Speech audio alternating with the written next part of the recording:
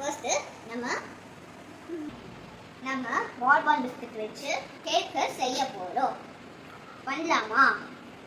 நம்ம ஃபர்ஸ்ட் வால்பான் பிஸ்கட்டை வச்சுக்கலாம்.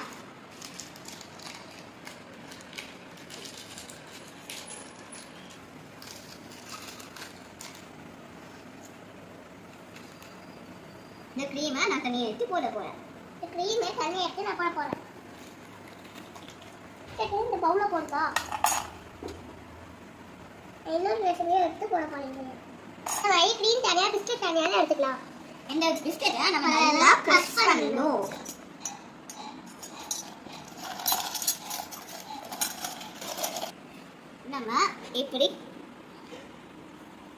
நம்ம இப்படி க்ரஷ் பண்ணியிருக்கணும்.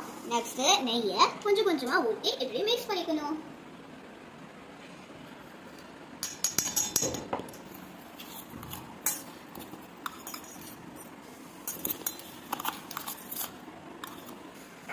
சும்மா ½ கப் சுகர் தான் போடணும். நம்ம ஆல்ரெடி மிக்ஸ் பண்ணியாச்சு. நெக்ஸ்ட் நம்ம 1 கப் ஆஃப் சுகர் போட போறோம். 1 கப் ஆஃப் சுகர் இல்ல ½ கப் ஆஃப் சுகர் போட போறோம்.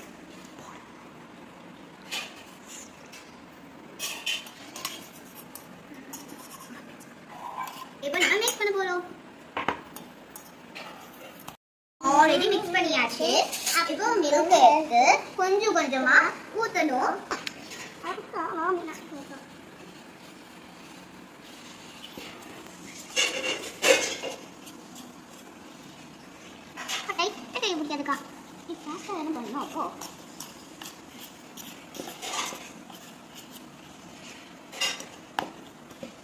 இப்போ நம்ம இந்த எடுத்து வச்ச க்ரீமை நம்ம போட போறோம்.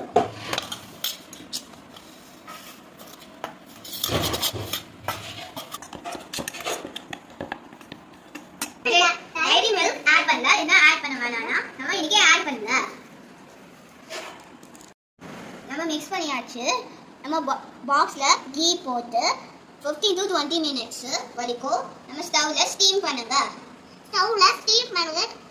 மீடியம் ஃப்ளேம்ல நம்ம இதை ரெடி பண்ணிட்டு நம்ம கேக் இப்படி ரெடி ஆயிடுச்சு காமிக்குவோம். பார்க்கலாமா? நம்ம கேக் ரெடியா பண்ணியாச்சு.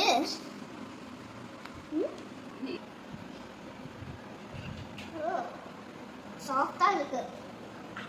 இது ட்ரை பண்ணி பார்க்கலாமா? வாடா போட்டாலே டேஸ்டியா இருக்கு.